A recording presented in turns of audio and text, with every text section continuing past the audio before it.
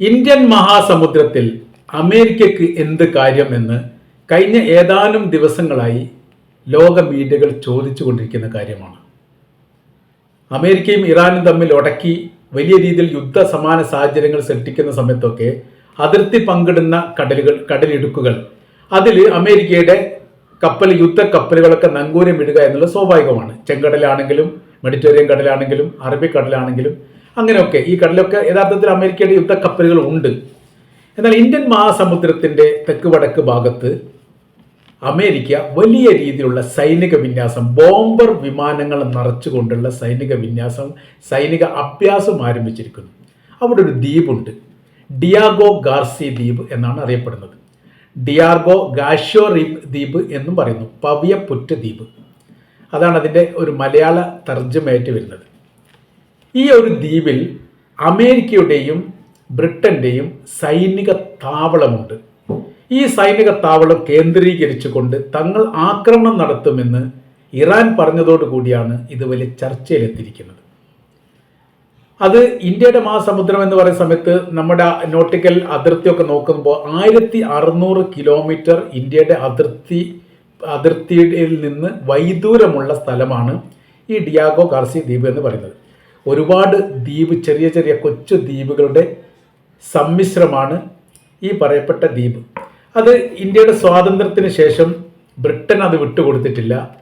ഇന്ത്യയുടെ ഭാഗമല്ലാത്തത് കൊണ്ട് ഇന്ത്യ അത് ആവശ്യപ്പെട്ടിട്ടില്ല. ചാഗേസ് ദ്വീപ് സമൂഹത്തിൻ്റെ ഏറ്റവും വലിയ ദ്വീപായിട്ടാണ് ഇവിടെ ഡിയാഗോ ഗാർസി ദ്വീപ് പറയപ്പെടുന്നത്. ബ്രിട്ടീഷ് അമേരിക്കൻ സൈന്യം സംയുക്തമായിട്ട് ഈ മേഖലയിൽ പ്രവർത്തിക്കുന്നു. അമേരിക്കയുടെ സൈനിക താവളം ഇവിടെ ഉണ്ട്. ഇവിടെ വൻതോതിൽ ബോംബർ വിമാനങ്ങൾ അമേരിക്ക വിന്യസിച്ചിരുന്നു. ഇറാനുമായിട്ട് യുദ്ധത്തോടനുബന്ധിച്ച് ചെയ്ത കാര്യങ്ങളാണ്. ബാലിസ്റ്റിക് മിസൈലും ചാവേർ ഡ്രോണും ഉപയോഗിച്ചുകൊണ്ട് തങ്ങൾ ഈ മേഖല ആക്രമിക്കുമെന്ന് ഇറാൻ പറഞ്ഞതോടുകൂടി ഇത് ചർച്ച ചെയ്യപ്പെട്ടു. ബഹ്റൈനാണ് ഇതിൻ്റെ മറ്റൊരു മേഖല. ഇന്ത്യൻ മഹാസമുദ്രത്തിൽ നിന്ന് പറയപ്പെട്ട 1600 കിലോമീറ്റർ വൈദൂരം. എങ്ങനെയാണ് അമേരിക്ക ഇവിടെ എത്തപ്പെട്ടത് എന്നതാണ് നമ്മൾ ആദ്യം ചർച്ച ചെയ്യുന്നത്. കാര്യം എന്ന് പറയുന്നത്, ലോകത്താകമാനം വലിയ രീതിയിൽ കോളനികൾ സ്ഥാപിക്കപ്പെട്ട കാലഘട്ടത്തിൽ ഇന്ത്യ അടക്കമുള്ള രാജ്യങ്ങളൊക്കെ അവിടെ കൈവശത്തിൽ വന്നു. ഈ മേഖലയിൽ അവർ ഈ സ്വാതന്ത്ര്യ സമര സേനാനികളെ തുറങ്കിലടക്കാനോ കൊല്ലാനോ വേണ്ടിയിട്ട് സമുദ്രത്തിൻ്റെ മധ്യയുള്ള ദ്വീപുകളെ അന്വേഷിച്ച് നടന്നു എന്നാണ് ചരിത്രം പറയുന്നത്. ലക്ഷദ്വീപിലേക്കൊക്കെ ആളുകളെ കൊണ്ടുപോയിട്ട് കൊലപ്പെടുത്തിയ കാര്യങ്ങളും അവിടെ പ്രസിദ്ധമായിരിക്കുന്ന ജയിലുകൾ, ഏറ്റവും ക്രൂരമായിരിക്കുന്ന പീഡനത്തിന് വിധേയമാക്കപ്പെട്ട ജയിലുകൾക്ക് ഉണ്ട് നമുക്കറിയാം. ഗാന്ധിജി, നെഹ്റുവൊക്കെ അവിടേക്കാണ് ജയിലിൽ കടന്നു വരുന്നത്. അപ്പോൾ ഇങ്ങനെ അവർ റോന്ത് ചുറ്റുന്ന സമയത്തോ മറ്റോ ആണ് ഈ പറയപ്പെട്ട ഡിയാഗോ ദ്വീപ് സമുച്ചയങ്ങൾ, കുറേ ചെറിയ പവിയപ്പുറ്റ് പോലെയുള്ള ദ്വീപുകൾ അവർക്ക് കാണാൻ വേണ്ടി സാധിച്ചത്. അങ്ങനെയാണ് അത് പിന്നീട് ബ്രിട്ടൻ്റെ കൈവശത്തിലാക്കി. അവരങ്ങനെ തന്നെ ആൾപ്പാർപ്പ് കാര്യങ്ങളൊന്നുമില്ല, ആൾതാമസമില്ലാത്ത ദ്വീപാണ്. അങ്ങനെ സ്വാതന്ത്ര്യം കഴിഞ്ഞു, ഒരുപാട് കഴിഞ്ഞു. പിന്നെ രണ്ടാം ലോക യുദ്ധത്തോടനുബന്ധിച്ച് അമേരിക്ക വൻ ശക്തിയായിട്ട് മാറിയതോടെ ഈ ദ്വീപിൻ്റെ അകത്ത് ഒരു സൈനിക താവളം നിർമ്മിക്കുന്നതുമായിട്ട് ബന്ധപ്പെട്ട കാര്യം ബ്രിട്ടനുമായിട്ട് ചർച്ച ചെയ്യുകയും അവരൊരു ധാരണയിലെത്തുകയും ചെയ്തു.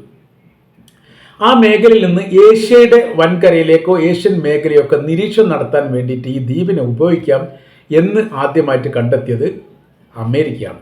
ബ്രിട്ടൻ്റെ കൈവശത്തിലാണെങ്കിൽ പോലും അത് ആൾപ്പാർപ്പ് ഇല്ലാത്തത് കൊണ്ടും ആൾതാമസം ഇല്ലാത്തത് കൊണ്ടും അവർക്ക് വലിയ താല്പര്യമൊന്നുമില്ല. പ്രത്യേകിച്ച് അതിൽ നിന്ന് സാമ്പത്തികപരമായിരിക്കുന്ന വരുമാന കാര്യങ്ങളൊന്നും കിട്ടാനില്ല. തദ്ദേശീയർ നന്നേ കുറവാണ്, അവിടുത്തെ പ്രദേശവാസികൾ കുറവാണ്, സാമ്പത്തിക മെച്ചമില്ല. അതേപോലെ തന്നെ അവിടെ നിന്ന് പുതിയതായിരിക്കുന്ന ഒരു നിർമ്മിത വസ്തുക്കൾ ഉണ്ടാക്കാൻ വേണ്ടിയിട്ട് സാധിക്കുകയില്ല. പെട്രോളിയം ഉൽപ്പന്നങ്ങളോ അല്ലെങ്കിൽ മരങ്ങളുമായിട്ട് ബന്ധപ്പെട്ട് അങ്ങനെയൊന്നും ചെറിയ രീതിയിലുള്ള കാർഷിക വിളകളൊക്കെ അവിടെ ഉണ്ടാവാറുണ്ട്. ഏകാന്ത ദ്വീപ് എന്നും ആണ് ഇതിനെ അറിയപ്പെടുന്നത്. 18ാം നൂറ്റാണ്ടിൻ്റെ അവസാനത്തിലാണ് അല്പാൽപമായിട്ട് മനുഷ്യജീവനുകളൊക്കെ ഇവിടെ ഉള്ളതായിരിക്കുന്ന വിവരം തന്നെ റിപ്പോർട്ട് ചെയ്യപ്പെട്ടത്. യൂറോപ്പിൻ്റെ മേൽനോട്ടക്കാർ, ആഫ്രിക്കൻ, ഇന്ത്യൻ, മലായ് വംശജർ, കരാർ തൊഴിലാളികൾ, ഇങ്ങനത്തെ ആളുകളൊക്കെയാണ് ഇപ്പം നിലവിൽ അവിടെ ഉള്ളത്. ഇറാനിൽ നിന്ന് 4842 കിലോമീറ്ററാണ് ഇവിടേക്കുള്ള വൈദൂരം. മാലദ്വീപും ശ്രീലങ്കയുമാണ് ഇതിൻ്റെ തൊട്ടടുത്ത രാജ്യങ്ങൾ. ഏറ്റവും ചെറുത്, ഏറ്റവും പഴക്കമുള്ളത്, ബ്രിട്ടീഷുകാരുടെ കയ്യിൽ എല്ലാ കാലത്തും നിലയുള്ളത്. ഇങ്ങനെയൊക്കെയാണ് ഈ ദ്വീപിനെ കുറിച്ച് പറയുന്ന കാര്യം. ഇപ്പോൾ ചർച്ചയിൽ വരാൻ കാര്യം, ഇന്ത്യൻ മഹാസമുദ്രത്തിന്റെ ഭാഗമായിട്ട് അവിടെ ഈ അമേരിക്കയുടെ കപ്പലുകളൊക്കെ നങ്കൂരമിട്ടിരിക്കുന്നു എന്ന റിപ്പോർട്ടിന്റെ അടിസ്ഥാനത്തിൽ ഇന്ത്യക്ക് ഇതിൽ എന്തെങ്കിലും പങ്കാളിത്തമുണ്ടോ, അതല്ലെങ്കിൽ ഇന്ത്യ അമേരിക്കയോ അല്ലെങ്കിൽ ഇറാനോ സഹായിക്കുന്നുണ്ടോ എന്നുള്ളതാണ്. നിലവിലെ രാഷ്ട്രീയ സാഹചര്യങ്ങളൊക്കെ നോക്കുന്ന സമയത്ത് ഇറാനോടൊപ്പമാണ് ഇന്ത്യയുടെ നിലപാടുകൾ. ഇറാനിൽ ഈ പല കാര്യത്തിലും, ഇറാന്റെ വികസന സംബന്ധമായിരിക്കുന്ന പല കാര്യത്തിലും ഇന്ത്യ ഇടപെടുകയും പരസ്പരം വലിയ ധാരണയുടെ അടിസ്ഥാനത്തിൽ അങ്ങോട്ടും ഇങ്ങോട്ടും സഹകരിക്കുകയും ചെയ്യാറുണ്ട്, അങ്ങനെ ചെയ്തു വരുന്നുണ്ട്.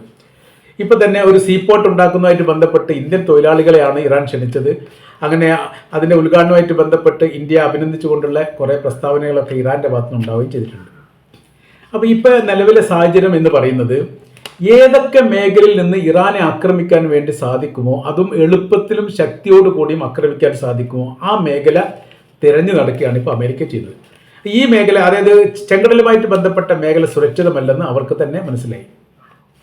വൈദൂരം കണക്കാക്കിയിട്ട് ഒരുപാട് ആക്രമിച്ചിട്ട് എത്താൻ പറ്റാത്ത രീതിയിലുള്ള സ്ഥലത്തേക്ക് അമേരിക്ക അവരുടെ കപ്പലുകളൊക്കെ മാറ്റിയിട്ടുണ്ട്. അതാണ് 1300 കിലോമീറ്ററോളം വൈദൂരത്തിലേക്ക് ചെങ്കടലിലെ ആലിസ് ട്രൂമാൻ എന്ന കപ്പലിനെ മാറ്റിയതിനു ശേഷവും യമന്റെ ഭാഗത്തുനിന്ന് ആക്രമണം ഉണ്ടായി. ഈ അക്രമത്തോടു കൂടി അമേരിക്ക തന്നെ ഞെട്ടിപ്പോയി. ഇത്രയും വൈദൂരത്തിലും ആക്രമിക്കാൻ വേണ്ടിയിട്ട് സാധിക്കുമോ എന്ന തരത്തിൽ. അങ്ങനെ എല്ലാം കൂടിയാണ് പോയി കഴിഞ്ഞിട്ട് അവർ ഈ ദ്വീപിലെത്തിയത്. ഈ ദ്വീപിന്റെ വൈദൂരം 4842 എന്ന് നമ്മൾ പറഞ്ഞു.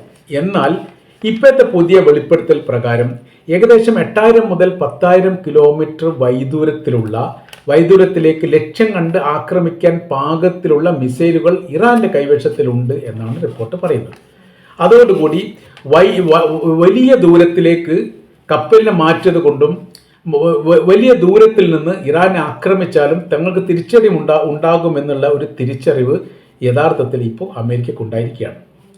അപ്പോൾ ഈ ചാവേർ ഇറാൻ പറഞ്ഞ കാര്യം ഇങ്ങനെയാണ്: ബാലിസ്റ്റിക് മിസൈലും ചാവേർ ഡ്രോണും ഉപയോഗിച്ചുകൊണ്ട് അമേരിക്കയുടെ ഡിയാഗോ ഗാർസി എന്ന പവ്യപ്പറ്റ് ദ്വീപിൽ തങ്ങളുടെ ശത്രുക്കൾ വലിയ രീതിയിലുള്ള യുദ്ധ സംവിധാനങ്ങൾ ഒരുക്കുന്നുണ്ട്, തങ്ങളത് തകർക്കുന്നതാണ്.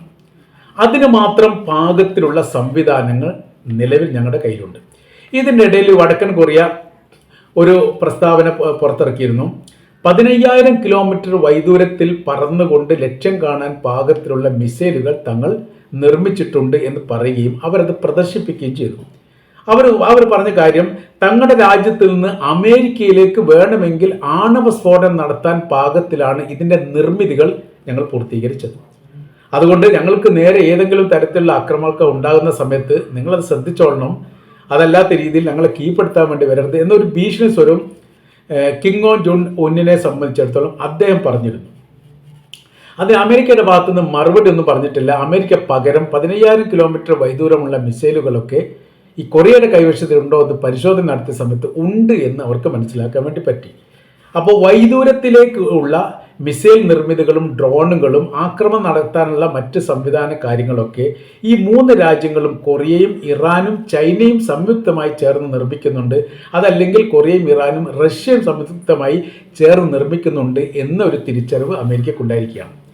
ലോകത്തിലുള്ള ഒരു രാജ്യങ്ങളും ഇപ്പോൾ ഇറാനെ ആക്രമിക്കാൻ വേണ്ടി അമേരിക്കയോടൊപ്പം സപ്പോർട്ട് ചെയ്യുന്നില്ല എന്നുള്ള ഒരു പ്രയാസം അമേരിക്കക്കുണ്ട്. അമേരിക്കയെ സംബന്ധിച്ചിടത്തോളം അവർക്ക് എപ്പോഴും പിറകിൽ നിന്നുള്ള രാജ്യങ്ങളുടെ പിന്തുണ ഉണ്ടെങ്കിൽ അവർ ഏത് പ്രവൃത്തികളും ചെയ്യും, ഏത് കാടത്തരം ചെയ്യും എന്ന് വേണമെങ്കിൽ പറയാൻ പറ്റും. 2ാം ലോക യുദ്ധത്തിൽ ജപ്പാനിലെ ഹിരോഷിമയിലും നാഗസാക്കിയിലും ആണവ സ്ഫോടനം ഉണ്ടാക്കി എന്ന് പറയുന്നത് അമേരിക്കയോടൊപ്പം മറ്റ് രാജ്യങ്ങൾ ഉണ്ടായിരുന്നു എന്നുള്ളത്. സോവിയറ്റ് യൂണിയൻ അടക്കമുള്ള രാജ്യങ്ങൾ, അതേപോലെ ചൈനയും അന്ന് അമേരിക്കയോടൊപ്പം ഉണ്ടായതാണ്. ബ്രിട്ടൻ ഏതായാലും ഉണ്ടാവും. അപ്പോൾ അങ്ങനെ അത്ര വലിയൊരു രാജ്യത്തിൻ്റെ ഒരു നേതൃത്വ നിരയിൽ നിന്നുള്ള ഒരു ആക്രമണമാണ് നടത്തിയത്. എന്തെങ്കിലും വിഷയം ഉണ്ടാവുകയാണെങ്കിൽ പ്രതിരോധിക്കാൻ വേണ്ടി മറ്റു രാജ്യങ്ങളുണ്ടല്ലോ എന്നുള്ള സമാധാനമാണ്. ചെങ്കടലിനെ ഇതിന് സമാനമായ രീതിയിലാണ് അമേരിക്ക കണ്ടിരുന്നത്. അതിൽ പരാജയപ്പെട്ടു, ഒരു രാജ്യം സഹകരിക്കാതെ വന്നു. പിന്നീട് അറേബ്യൻ കടലുമായിട്ട് ബന്ധപ്പെട്ട സമയത്ത് സുരക്ഷിതമല്ല എന്ന് കണ്ടു. ഈ മെഡിറ്ററേനിയൻ കടൽ, അത് ഇസ്രായേലിൻ്റെ ഭാഗമാണ് മെഡിറ്ററേനിയൻ കടൽ. ഈ മെഡിറ്ററേനിയൻ കടലിൻ്റെ മേഖല കേന്ദ്രീകരിച്ചുകൊണ്ട് പല തവണ യമൻ്റെ ഭാഗത്തുനിന്ന് ഡ്രോൺ ആക്രമണം നടന്നതോടുകൂടി ആ മേഖല സുരക്ഷിതമല്ല എന്ന് അവർക്ക് മനസ്സിലാക്കി ചില ഈ സീപോർട്ടുകളൊക്കെ അടക്കപ്പെടുകയും ചെയ്തു. ഇപ്പോൾ അവിടുന്ന് പോയി കഴിഞ്ഞിട്ട് അവർ എത്തിയ സ്ഥലം എന്ന് പറയുന്നത് ഈ പറയപ്പെട്ട ഡിയാഗോ ഗാർസി ദ്വീപിലാണ്. ഇത്ര 5000 കിലോമീറ്ററാണ് അതിന് വൈദൂരം കണക്കാക്കുന്നത്. അതിന് അവിടെ സൈനിക താവളത്തിൽ വല്ല സജീവത ഉണ്ടാവുകയും ഈ യുദ്ധക്കപ്പലുകൾ നങ്കൂരമിടുകയും ഇതിനെ ആശ്രയിച്ചുകൊണ്ട് പല വിമാനങ്ങൾ വരികയും പോവുകയും ചെയ്യുന്നതോടനുബന്ധിച്ച് വലിയ വാർത്താ പ്രാധാന്യമുണ്ടായി. പ്രത്യേകിച്ച് അത് ഇന്ത്യൻ മഹാസമുദ്രത്തിൻ്റെ ഭാഗമാണ് എന്ന ചർച്ച വന്നതോടുകൂടിയിട്ടാണ് ഇതിന് സജീവത കിട്ടിയത്. അതോടനുബന്ധിച്ച് ഇറാൻ പറഞ്ഞിരിക്കുന്ന കാര്യങ്ങൾ ഈ ബാലിസ്റ്റിക് മിസൈലും ചാവർ ഡ്രോണും കൊണ്ട് ഈ മേഖല തങ്ങൾ ആക്രമിച്ച് പരാജയപ്പെടുത്തുകയും നശിപ്പിക്കുകയും ചെയ്യുമെന്നുള്ളതാണ്. അതോടുകൂടി ഇതിന് മറുപടി ഒന്നും പറയാത്ത രീതിയിലുള്ള വലിയ പ്രതിസന്ധിയിലേക്ക് ഈ അമേരിക്ക തന്നെ എത്തിയിരിക്കുകയാണ്. അപ്പോൾ ഈ ഭാഗത്തും തങ്ങൾക്ക് വേണ്ട വിധം സ്വതന്ത്രമായ രീതിയിൽ ഇറാൻ ആക്രമിക്കാൻ സാധിക്കുകയില്ല എന്നുള്ള ഒരു തിരിച്ചറിവ് കൂടി യഥാർത്ഥത്തിൽ ഇപ്പോൾ അമേരിക്കയ്ക്ക് ഉണ്ടായിരിക്കുന്നു എന്നാണ് ഇതിൻ്റെ തുടർച്ചയായ രീതിയിൽ നമ്മൾക്ക് മനസ്സിലാക്കാൻ വേണ്ടിയിട്ട് സാധിക്കുന്നത്.